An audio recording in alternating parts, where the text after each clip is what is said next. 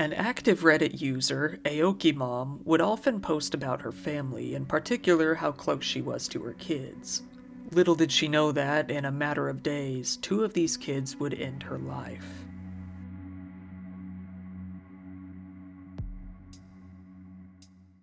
Given that today's case revolves heavily around the internet, I think it's the perfect time to introduce today's sponsor, Atlas VPN. Having a VPN is almost an online requirement these days with all the walls out there. Right now, over 5 million people are using this service worldwide. Atlas VPN encrypts your data and hides your virtual location, meaning it hides your data and makes it appear that you're in a different location. And right now, they're offering a huge discount to new subscribers. Atlas not only encrypts your data, but it's good for a lot of other things as well.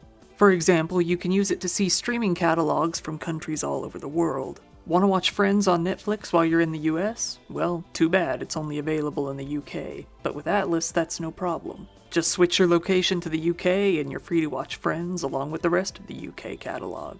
Atlas VPN also offers a data breach monitor feature. This will show you if your email address has ended up in any recorded data breaches or data dumps that include emails, names, passwords, or other sensitive information. So in short, you'll get a notification telling you to change your password before anyone else can use it against you. Right now, Atlas is offering a huge discount on their 3-year deal for just $1.99 per month. This even includes a 30-day money-back guarantee. The deal won't last long, so make sure you check it out by clicking the link in the description below. The subject of our video today was a Reddit user who went by the username of Aoki Mom. Her real identity was that of a 42-year-old woman from Broken Arrow, Oklahoma named April Bever. After registering her account on Reddit, she was highly active over the course of a few months before she suddenly went dark. Throughout her posts, we can get a pretty good idea of her past, kind of figure out her hobbies a little bit, and gauge how she felt about her family at the time. She spoke of her early life, saying, I was 15 when I got married in 1987. Parents had to sign a form. Was not pregnant. Still married to the same guy and 7 kids later. Not letting my daughter, but it worked for us. I lived in Oklahoma at the time. In Oklahoma, I could have if I had been pregnant. She often spoke of her current state in life as well, making such posts as, I have 7 children. We have always lived on one income and have never had any government assistance or needed it. We have a 4,700 square foot house, 2 newer cars, and my kids do not do without. There are childless people that do not have this. Life is about making good job or income choices, and then making the best choices based on your income. I would never give up having any of my children so I could have more money. They are amazing people, and the world will benefit by having them in it. And nothing I could buy or invest in could compare to giving a person a chance to have a life. She wasn't really lying about doing well financially either. According to public records, the family lived in one of the biggest and most expensive houses in their neighborhood. The home was sold for about $245,000 back in 2007. The area was known for being a nicer, more luxurious area that was pretty popular with wealthy, retired couples. Aside from speaking about her wealth and her living situation, she spoke of pretty mundane things as well. She talked about her family's favorite Christmas movie, Elf, and often spent a good portion of her posts speaking about painting her nails with her daughters. When it comes to the rest of her family, her husband was a 52-year-old man named David Bever. He had most recently worked for HP Enterprise Services, obviously doing quite well. They had a large cast of characters when it came to kids. There were the 2 older sons, Robert, age 18, and Michael, age 16. When it came to the more younger kids, we had Crystal, age 13, Daniel, age 12, Christopher, age 7, Victoria, age 5, and finally Autumn, who was only 2 years old. She was born prematurely and was in somewhat fragile health. The parents had recently started a non-profit to help other families who have premature children. Thanks. I had 2 boys first, then a girl, and then 2 more boys. She was always asked if she was the only girl and really wanted a sister. So she was thrilled when the last 2 were girls. Now brothers, I think she'd like to strangle a couple of them sometimes. We homeschool, so they're together 24/7, and really do not fight with each other like I did with a 1 brother and a sister. The family was said to be extremely religious. Many reports went on to say that the family were strict fundamentalist Christians. The oldest son, Robert, would go on to say that the family often talked about all of the different kinds of people they hated and referred to the rapidly oncoming apocalypse as, quote, a retribution thing for everything they hated about the world. Neighbors of the family would say that the father worked from home in the computer field and that the mother, April, homeschooled all of the children. According to those same neighbors, the children of the family were very rarely seen outside the home, and their parents did not allow them to play with any other of the kids. They added that the parents kept a close eye on them, restricting their interaction with anybody else in the neighborhood. One of their neighbors, a woman who had lived in the area for about 42 years, said that the parents and the kids kept to themselves most of the time. She said that mainly they were always inside, but every once in a while she would see the mother going on walks with multiple kids at a time. It was pretty obvious to her that the mother kept them on a, hopefully metaphorical, tight leash. We are doing everything online except for my first son did a mail course. They sent him the books and work in the mail, and he had to mail it back to the teachers to grade. It took a lot longer waiting on the mail and the teachers than my second son, who had everything finished quicker online. The key is to make sure that the school is an accredited high school or college, or workplaces will not accept the diploma. Due to the strict, solitary nature of the family, a lot of the neighbors didn't even know their names, despite living next to them for years and years. I mean, at best, they would know the first names of maybe a couple of them. Neighbors notably found the behavior of the two eldest sons, Robert and Michael Bever, to be a bit strange and concerning, although they failed to elaborate on exactly why. One of the neighbors said, "It's a very big house, but I've only ever seen a boy once, and they've been here for many, many years. We only really knew they had kids because they have a pool and there are toys outside, but they don't come out. It's weird because they're old enough to drive." Speaking of the two oldest brothers, she said, "I've never seen them, and I've never seen a friend come to the house at all." But when it came to the rest of the whole family, she added, "They never even open the blinds. The windows are never open." Robert and Michael's social media profiles indicated their interest in the field of technology.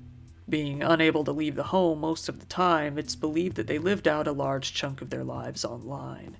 In fact, Robert Bever had his own YouTube channel where he uploaded a small selection of very mundane videos with little notable qualities. Just a few videos very typical of what a boy his age would make. Robert also did have a job at a local call center based in Broken Arrow called Micatech for a few months.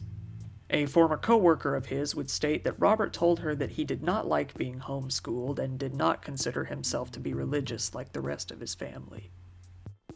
Michael Bever's Facebook profile doesn't really have any information beyond his name, and Robert's social media has since been deleted, leaving us with a very little online presence of the two.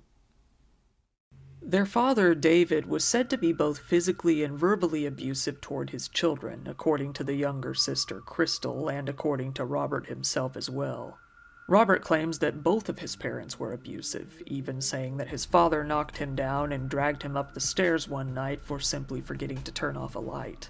The negativity wasn't limited toward him, though, as he claimed that both of his parents were extremely hateful to all of his siblings as well. Whether or not this information is accurate is unknown. Robert and Michael's thought process would continue to grow darker. After a while, they started coming up with certain plans. A little jokingly at first, hypothetically after that, and finally realistically in the end. Robert and Michael planned on committing a violent act for some time. First against their own family, and next they intended to commit a killing spree outside the house. They wanted to rival and even surpass the carnage of the 1999 Columbine High School attack. Neither of the brothers had any sort of criminal record whatsoever, making these plans even more shocking and inconceivable. Their plans were a bit too grand and ultimately unachievable, but they did have the drive to do something. Robert and his brother had planned to kill everyone in the family, dismantle the bodies and put them into separate storage bins that they would then put into the attic. They then planned to steal the family car, shoot and kill specifically 5 random people at several different predetermined locations, eventually racking up a body count of at least 50 people this way. Robert Bever would later go on to state that he greatly admired serial killers and that he hoped to broaden the scope of his crime spree to include states beyond Oklahoma, and that he ultimately hoped and desired to end the lives of over 500 people in total. On the fateful evening of July 22, 2015, Robert and Michael would act on these desires. Starting on the first floor of their home, Michael and Robert started their killing spree, beginning with 2 of the youngest family members. Brandishing knives, they chased Christopher and Victoria into the bathroom. One of the brothers pleaded at the door for help, saying that he was being attacked as well, begging them to open the bathroom door. It seems that eventually they did. The 2 brothers then killed them. And then they came across their mother, April, or Aoki Mom. It's thought that she was relaxing on the couch when they approached. April, according to court documents, had desperately tried to fight back and defend herself, but she was ultimately killed, stabbed a grand total of nearly 50 times. They focused a majority of their attack on her, seemingly harboring a great degree of animosity towards her. They moved upstairs, next killing their father, David, and then stabbing their younger brother, Daniel, hitting each of them a magnitude of times all over their bodies. They then attacked their sister Crystal as well, stabbing her several times. All died of a combined total of more than 100 stab wounds altogether, all believed to have been made with various knives and hatchets. At around 11:30 p.m. that night, the police were called by the 12-year-old brother, Daniel, who frantically stated that his brother was attacking the family. He begged for them to please help. The dispatcher could hear a lot of commotion in the background, along with screaming, believing that the caller was trying to remain as quiet as possible but couldn't stifle their cries. The dispatcher then heard another male voice interrupt and say hello, before hanging up the phone. Broken Arrow 911. Broken Arrow 911. Hello? Hello. Hi, where are you at? Broken Arrow, Oklahoma 7411. What address? 700 Magnolia Court. Okay. Are you the only one there? No, my brother's attacking my family. Your dad is attacking your family? No, my brother. He has an idea stealing me. Oh, millions of people out. Okay, who's attacking your family? What? Who's attacking your family? Yes. Who is it? Do they I'll call them. Are you there? Hello? Hi, what's going on there? What's going on there? Hello? Hello?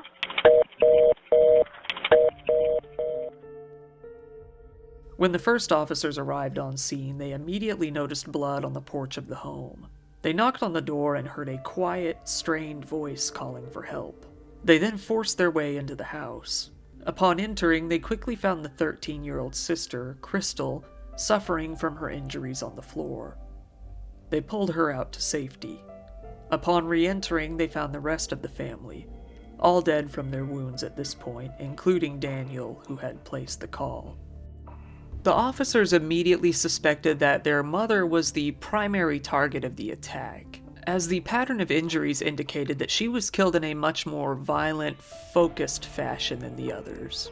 She had much more wounds overall, but the primary cause of death for all of them was multiple sharp force injuries.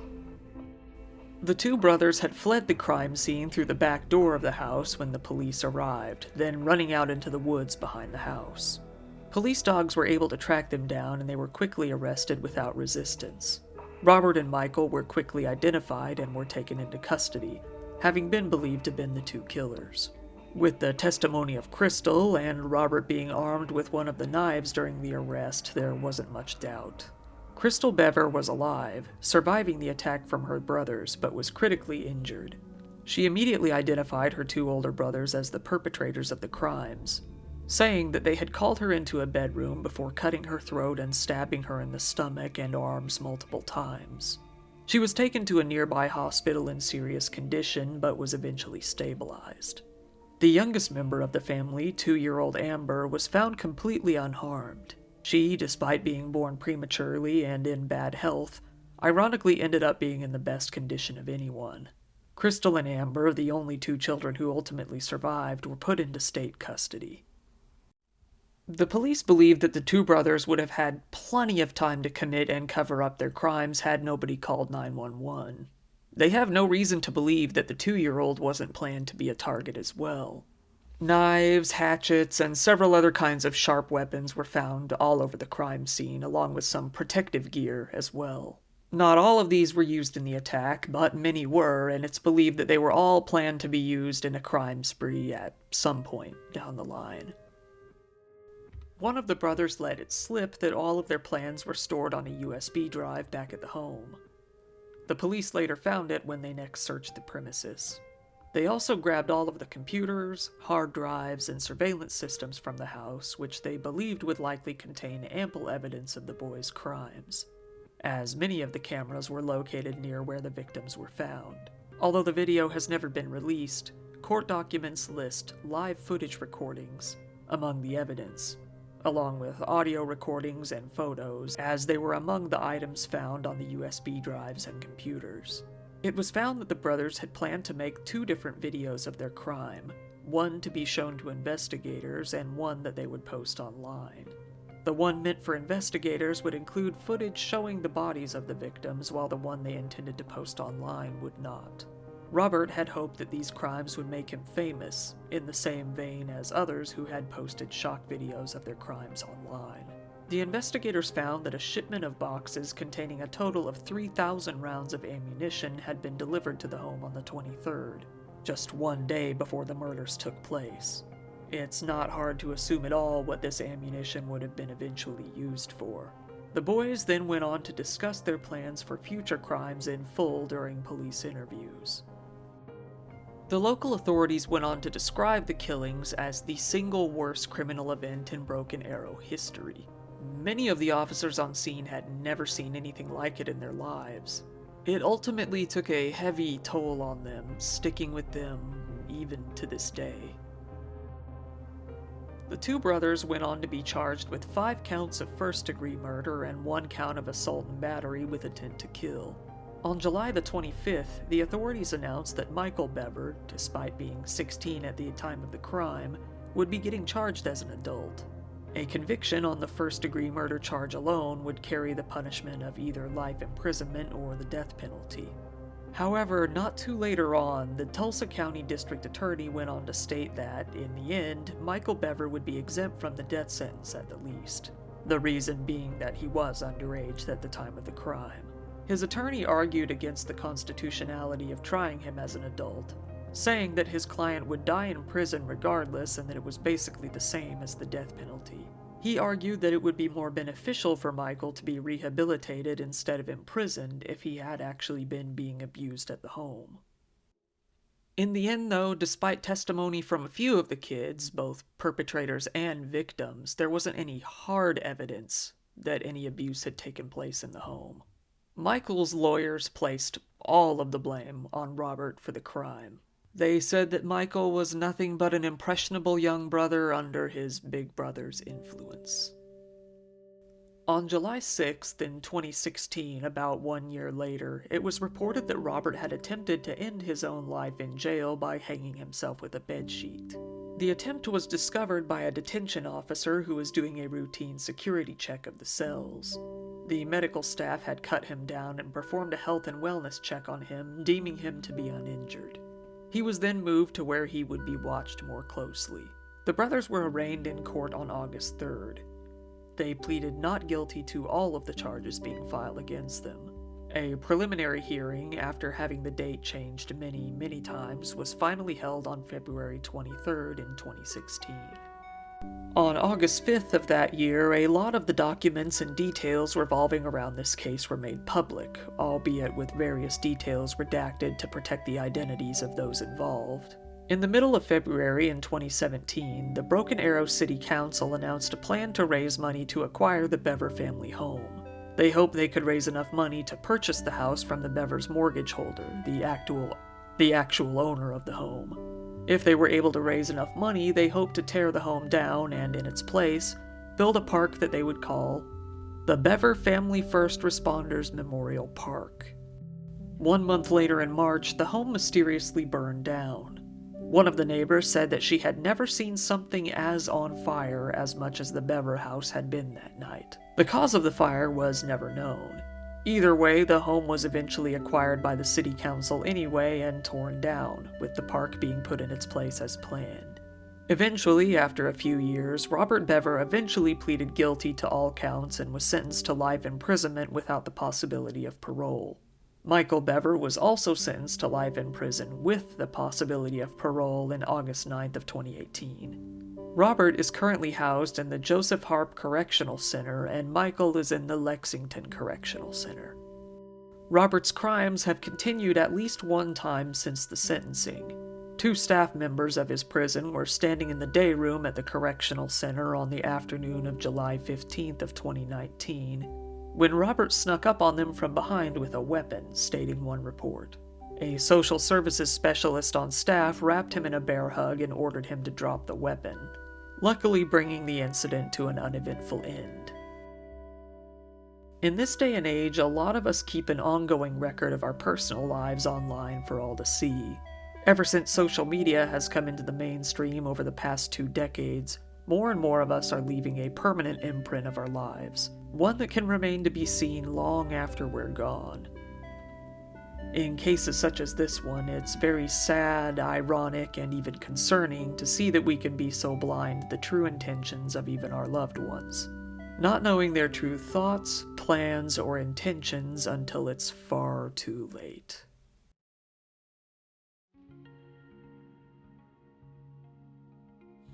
Once again, thank you for watching this video. This was one of the more depressing ones lately, especially after a couple of those more comedic ones.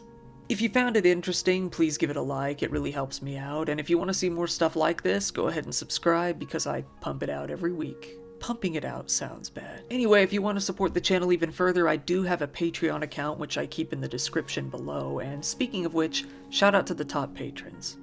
Mary Ann McCurdy, Jewel G, Wafrans, Callahan, Jules Latona, Arctic Cat, Alan Damiani, Adrian Lawley, Winnicott, David McLaughlin, Marsh, Buffazerk, Lonro, Jewel Movchan, Lori Tayaba, Kim Peak, Lux Alpaca, Charity, Skooky Maine, Jackie, Teresa Ferguson, and Mark Burnett. You guys are pretty cool. And once again, thank you to Atlas VPN for sponsoring today's episode. Bye-bye.